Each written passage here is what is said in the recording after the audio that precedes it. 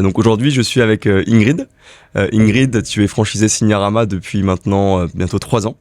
Et tu es basée à Rodez, dans l'Aveyron. Ça faisait en fait 20 ans que tu étais franchisé, que tu étais salarié dans la signalétique.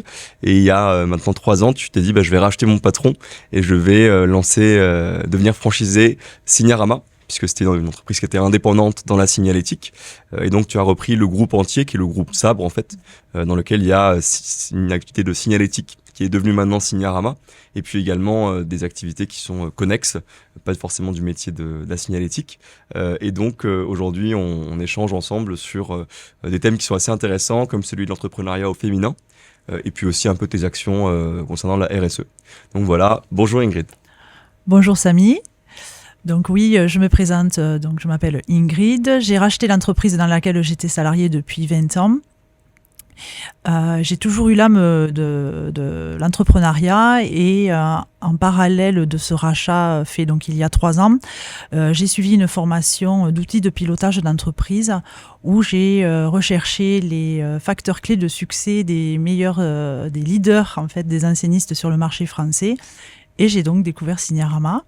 J'ai décidé de me franchiser parce que j'ai eu un coup de cœur pour cette franchise, et à la suite de plusieurs échanges avec Olivier Rouba-Fossat et la participation à une convention, ça a représenté exactement les valeurs en fait que j'avais, et surtout l'idée et les besoins que j'avais pour ce business de la communication. D'accord. Ah, donc c'est intéressant. En fait, tu voulais rester dans la signalétique en rachetant l'entreprise. Oui. Et tu t'es dit, je vais faire du coup une formation qui va m'aider à devenir patronne, quoi. Exactement.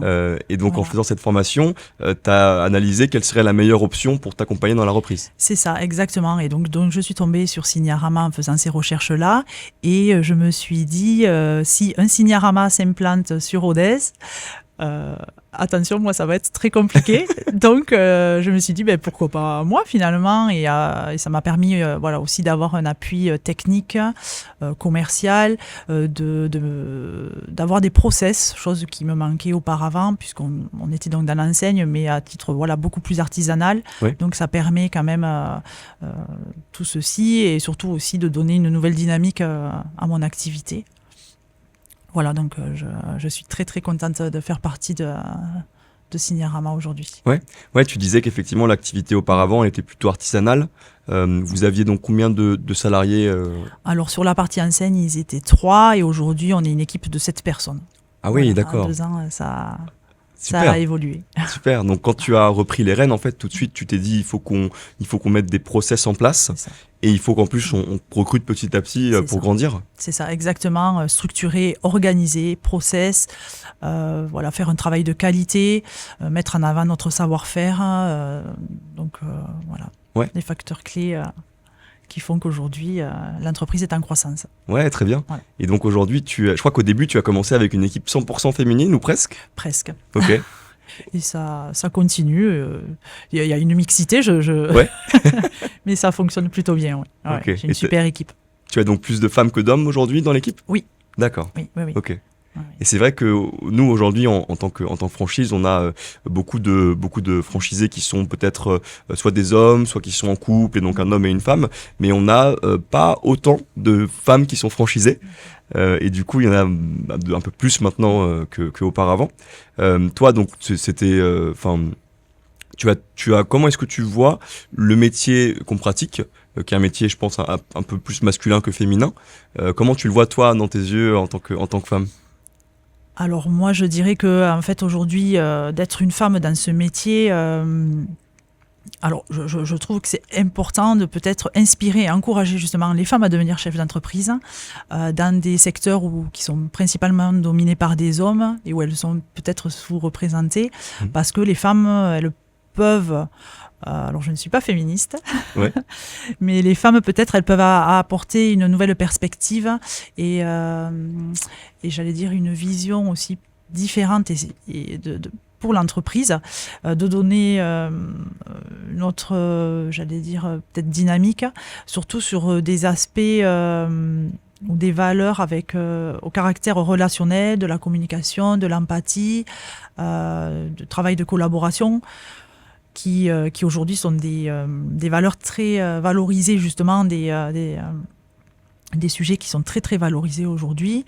Et voilà, donc après, au même titre que les hommes entrepreneurs, alors peu importe le domaine d'activité, hein, que ce soit de l'enseigne ou autre, les principales qualités pour moi restent quand même la rigueur, le professionnalisme, la création, la créativité, l'innovation, toujours avoir un petit coup d'avance, Ouais, bien sûr. l'anticipation. Mais ça, qu'on soit un homme ou une femme, voilà, c'est quand même caractéristique d'être entrepreneur. Et L'idée, c'est de pouvoir aussi encourager les femmes entrepreneurs dans d'autres métiers, pas que dans la signalétique, mais de manière générale, les métiers qui sont plus masculins. Tu t'investis un peu pour pouvoir développer plus d'entrepreneuriat féminin? oui, je trouve que ça serait c'est chouette d'avoir de créer, j'allais dire, un leadership féminin. Voilà, c'est quand même important aujourd'hui que les femmes puissent s'affirmer et osent. Ouais. Voilà, osent, voilà, osent, c'est quand même important. Ouais. Est-ce que parfois il y a des clients, de nouveaux clients par exemple, qui sont surpris que ce soit toi qui sois la chef d'entreprise? Je réfléchis par rapport à mon vécu là-dessus. Pas forcément. Ouais. C'est naturel. Puis bon, maintenant, il y a quand même de plus en plus de femmes qui prennent la tête de certaines entreprises. Donc, voilà. Ouais. Ouais. Ça s'est fait. Par contre, j'ai un très très bon relationnel. Oui, que ce soit homme ou femme, c'est toujours très bien perçu. Ouais. Le fait d'être une femme fait que peut-être j'ai du business que je n'aurais pas si j'étais un homme. Peut-être, je ne sais pas, mais voilà. Ouais, bien sûr. Bah, tu sais, ma mère, Rouba, quand Ouais. elle a commencé Signarama avec mon père il y a maintenant 23 ans, elle était vraiment la commerciale et c'est elle qui allait rencontrer les clients et finalement trouver des opportunités pour le magasin qu'on avait dans le 12e arrondissement de Paris. Et elle disait toujours qu'être une femme, c'était un gros avantage pour elle parce que quand elle disait à un homme, bah, il faut que ça soit comme ça, il faut que votre enseigne soit cette couleur-là, que ça soit ce style-là, bah, les gens, en fait, surtout les hommes, ils l'écoutaient. Parce qu'ils pensaient qu'elle savait mieux qu'eux pour tout ce qui était la partie design et la partie, finalement, la beauté de leur communication. Et ça l'aidait, en fait, dans son discours commercial. Oui, tout à fait. Oui, peut-être aussi, oui, le côté esthétique, la visibilité. Les femmes ont peut-être une autre sensibilité. Ouais. Justement, elles peuvent avoir une valeur ajoutée sur le métier de la communication, oui, c'est sûr. Et aujourd'hui, dans ton entreprise, certes, il y a maintenant beaucoup plus une valeur d'entrepreneuriat féminin que tu portes toi tous les jours, mais il y a aussi une autre valeur que tu portes, qui est plutôt celle liée à la RSE. Oui. Ingrid, toi, tu as mis en place aujourd'hui des actions qui sont en faveur de la RSE dans ton entreprise. Est-ce que tu peux nous en parler un petit peu aujourd'hui ? Oui, tout à fait. Donc la RSE, pour moi, déjà, avant toute chose, c'est une vision que l'on a de l'entreprise. Ça, c'est libre à chaque entrepreneur. Et pour moi, on ne peut pas ne rien faire. Donc, ça fait déjà quelques années que j'ai initié avec donc mes collaborateurs, justement, des actions liées à la RSE sans que ça soit en fait formalisé. Donc c'était des actions qui tournaient autour de l'environnement, on essayait de faire attention à notre bilan carbone, c'était au niveau du bien-être des salariés, il y avait d'autres aussi actions, mais voilà, rien n'était formalisé. Donc en fait, en juillet 2024, je me suis rapprochée de la Chambre de commerce et d'industrie de l'Aveyron qui m'a accompagnée pour le parcours Transition S. Et donc, je fais partie des entrepreneurs engagés dans la démarche RSE dans le département de l'Aveyron. Et donc, on a réalisé un diagnostic au mois de septembre. D'accord. Voilà. À la suite de ce diagnostic, j'ai fait une réunion avec mes collaborateurs pour mettre en place une première action concrète et réalisable. Donc on a fait la fresque du climat cette fin d'année, le 6 décembre très exactement, qui a été animée par une animatrice RSE. D'accord. C'était un moment d'échange super. Les collaborateurs ont adhéré vraiment au projet. Okay. Et en fait, à la suite de cette fresque du climat, on a proposé 3 actions concrètes. Donc un travail d'intelligence collective pour que chacun se sente impliqué. Voilà aujourd'hui où nous en sommes. Et donc on a ces 3 actions qui vont être initiées là, dès début janvier 2025 sur sur toute l'année. Puis après, voilà, ça va perdurer ainsi. Ouais. Voilà. Tu dis que c'est surtout une question de conviction personnelle, en fait, la RSE? Alors, au départ, Ouais. Je pense que le chef d'entreprise, oui, doit l'initier. Même si aujourd'hui, quand même, les nouvelles générations sont beaucoup plus sensibilisées à cette démarche que nous l'étions, nous, auparavant. Mais moi, j'ai en plus la chance d'avoir des collaborateurs, justement, qui sont très sensibles. Donc, D'accord. voilà. Ouais. Puis bon, c'est quand même aussi pour eux, parce qu'il y a cette partie de bien-être au travail, il y a quand même des choses à faire, je pense. Ouais, donc tu les as, la partie éducation sur la RSE et sur finalement les enjeux en question liés au climat, ils les avaient déjà un peu eux-mêmes intégrés, quoi? Oui, un D'accord. petit peu, ouais, déjà auparavant. Ouais. D'accord. Ouais. Donc ils étaient plutôt réceptifs finalement quand tu as amené oui. le sujet. Oui, tout à fait. Après, voilà, il y a toujours du changement. Le changement peut faire peur aux collaborateurs, mais quand c'est bien amené et bien expliqué, ce que j'avais déjà fait donc lors de réunions, ils se sentent impliqués aussi. C'est pas qu'une décision prise unilatéralement, en fait. Donc, à partir du moment où ils sont impliqués dans le projet, et que eux proposent aussi des actions, puisque les actions qui ont été choisies, elles ont été faites en travail d'intelligence collective. Derrière, on sait que le projet va être mené, alors plutôt bien et facilement. D'accord. Voilà. Ouais, donc du coup, ils ont à la fois fait des propositions, et en plus, c'était sur des thèmes, notamment l'amélioration de leur cadre de travail. C'est ça, exactement. Voilà. Donc, ils sont super gagnants aussi dans ces échanges. Exactement. Ouais. Très bien. C'est important de communiquer, d'échanger pour que ça avance positivement. Ouais. Voilà. Et donc aujourd'hui, c'est vrai que tu es maintenant une ambassadrice du sujet de la RSE au sein du réseau. Alors ambassadrice, je ne sais pas trop, j'essaye. Mais même pour nous, en tant que marque, c'est important puisqu'on représente 60 magasins, donc l'impact qu'on peut avoir est 60 fois plus grand que juste si on était une seule structure. Aujourd'hui, c'est vrai que le réseau est en train de prendre ce virage justement de la RSE. Selon toi, si c'est une question avant tout de conviction, et que du coup il faut que chacun soit convaincu de ça, comment est-ce qu'on pourrait aider les gens à y voir plus clair sur la RSE? Alors justement, mais par la proposition de réaliser des webinaires ou des visios pour ceux qui le souhaitent, parce qu'on ne peut pas imposer des actions, et expliquer ce qu'est la RSE. Il y a des aides qui sont possibles, donc il faut se rapprocher pour ça des chambres justement peut-être consulaires ou autres. Puis c'est quand même, moi je trouve que c'est important, mais c'est aussi l'image de l'entreprise qui est positive, et surtout après sur des actions qui peuvent être durables. Donc je pense que c'est important d'y être sensible. Après, voilà, être ambassadrice, on essaye de donner envie en tout cas, ou d'informer au départ les futurs, les franchisés. D'ailleurs, je pensais que tu avais une veste toute verte avec toi. Oui, tu l'as pas aujourd'hui? Elle est là-bas, elle est posée. Mais c'est vrai que il faut sensibiliser en fait, et il faut éduquer les différents franchisés à ce sujet. Et pour nous, en tout cas, en tant que franchiseur, il n'y a rien de tel que quelqu'un qui soit déjà dans le métier et qui veuille finalement partager un peu ses connaissances et ce savoir-faire RSE avec d'autres. Tout à fait. La RSE, en plus, ça peut faire un petit peu peur dans le sens où ça a un coût.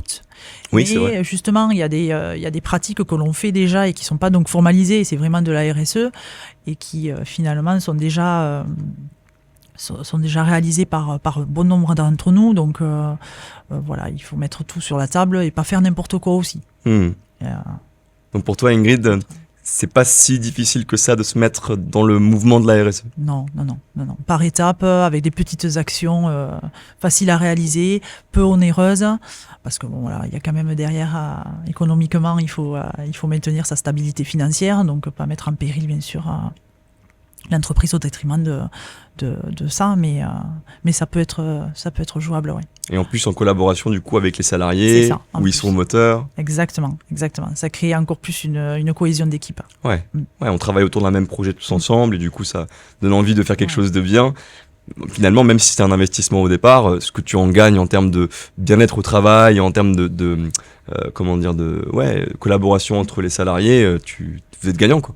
Tout à fait. Et puis aujourd'hui, même en termes de business, parce que dans certains cas, notamment sur des appels d'offres, aujourd'hui, il faut répondre donc à des critères justement qui sont notifiés en termes de justement de responsabilité sociale de l'entreprise. Donc c'est après un plus aussi pour gagner des marchés. Ouais. Et Ingrid, du coup, l'entreprise auparavant, avant que tu la reprennes, elle faisait pas beaucoup justement d'appels d'offres ou de choses comme ça. Pas du tout. Elle travaillait plutôt avec une clientèle. Alors locale, ce qui est toujours le cas, mais moins sur de moins gros projets en fait. D'accord. Voilà. Le métier évolue aussi. Ouais. Il y a ça. Donc on est beaucoup plus sur maintenant sur des projets de plus grande envergure, j'allais dire. Ouais. Et du coup, est-ce que dans quelle mesure le réseau t'aide pour pouvoir mener ces projets de plus grande envergure? Pour toute la stratégie de communication déjà.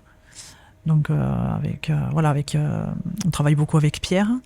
Et après toute la partie technique quand j'ai des besoins. Moi, je veux dire, le réseau il est présent pour tout ça. Ouais. Et après les autres franchisés, quand on a des questions justement de l'ordre juste de quelle stratégie adopter pour tel ou tel business. Ouais, parce que vous partagez les mêmes typologies de clients, les mêmes problématiques, les mêmes besoins, les mêmes équipements. Il y a beaucoup de similitudes entre vous en fait. Exactement. Ouais, c'est ça la force du réseau. Bien sûr. Et puis du coup, est-ce que tu as si tu regardes l'année 2024, est-ce que tu as une belle réussite dont tu voudrais nous faire part? Alors, il y a plusieurs réussites, mais moi, la plus importante pour moi, elle est humaine. C'est l'humain au cœur de l'entreprise. C'est mon leitmotiv. C'est-à-dire qu'on a su créer une belle cohésion. Il y a eu un beau travail d'équipe sur toute l'année 2024, surtout avec un marché qui a été difficile. Il y a beaucoup de concurrence. Économiquement, c'est quand même compliqué avec tout ce qui se passe. Et donc, nous, on a su bien rebondir. On est en croissance de plus 5-6% cette année. Donc, c'est vraiment le côté humain qui ressort. Et toujours avec l'envie derrière de répondre à la satisfaction de nos clients. Donc, ma réussite, elle est là, quoi. Et en plus, tu as une année où tu as ajouté du coup des nouveaux collaborateurs également qui n'étaient pas là au début de l'année 2024. Exactement, donc ça permet d'être toujours dans une dynamique. Là, comme vous le savez, je fais construire donc un bâtiment pour pouvoir encore plus développer l'activité. Donc c'est de beaux projets en perspective. Ah ouais, bien sûr. C'est vrai que se dire, parce qu'on a beaucoup de franchisés qui sont aujourd'hui locataires ou qui peut-être possèdent le bâtiment dans lequel ils travaillent, mais de se dire qu'on part de zéro et qu'on construit un bâtiment qui va être dédié au métier, c'est super enthousiasmant. Oui, c'est ça. C'est super enthousiasmant. Ça redonne un nouveau souffle. Et puis moi, je pense qu'aussi notre métier, on a la chance dans notre métier d'avoir cette possibilité de diversification aussi. De proposer des tas de choses, donc c'est toujours il faut aller, ça va de l'avant, ça avance, c'est un métier qui avance vite bien sûr, vu qu'on est sur du sur-mesure en plus, voilà, exactement. tu peux faire de tout. De tout, ouais, exactement. La seule limite, c'est notre imagination. Exactement. Super. Et puis si on parle donc on a parlé un peu de 2024 et de l'année qui a été une belle réussite humaine pour toi. Ingrid, si on regarde ensemble 2025 et qu'on parle de la RSE, tu as quel objectif en 2025 par rapport à la RSE ? Alors, les objectifs que j'ai, c'est mettre en place déjà les actions que l'on a décidées donc en intelligence collective, le travail qu'on a fait tous ensemble. Alors, ce sont des petites actions, mais c'est des actions d'optimisation de trajets quand on va sur des chantiers, par exemple. Ce sont des actions sur le gaspillage, sur le recyclage de nos produits, des actions de bien-être au travail, justement, avec la construction d'un bâtiment avec des produits qui sont recyclables, recyclés, tout en recherche toujours de matériaux respectueux de l'environnement. Donc 2025 par rapport aux actions RSE se positionne là-dessus. Ouais, j'imagine qu'en plus en sensibilisant ton équipe en fin 2024 justement sur ces problématiques-là, là 2025 tout le monde va mettre la main à la pâte dans cet objectif-là, quoi. Voilà, exactement. Très bien. Parce que du coup le nouveau bâtiment il est prévu d'être terminé pour quand ? Là c'est prévu sur juillet 2025, donc avec un déménagement septembre-octobre 2025. Waouh. Voilà. Ah ouais, c'est demain, quoi. Voilà, c'est ça. Super, super. Bah écoute, on te souhaite en tout cas, nous, une super année 2025. Merci. On a été très content de faire ta rencontre il y a 3 ans maintenant. Et mes parents, Olivier et Rouba, que tu as mentionné, ont tout de suite su qu'il y avait un match en termes d'humains et en termes de personnes. Donc ils ont C'est été gentil. très satisfaits. Et puis ouais, on adore et on est très enthousiaste quant à ton développement et au fait que tu continues de grandir, quoi. C'est super. Et en plus, là, l'ambassadrice RSE, comme on Ah. pourrait dire. Bon, nous sommes 3, hein. Oui, Pas des expertes, attention. Ambassadrice, voilà, oui, c'est vrai, ça convient plutôt bien. Ouais, bien sûr. Bah écoute, merci Ingrid. Merci à toi. Et puis on se dit à bientôt. À bientôt.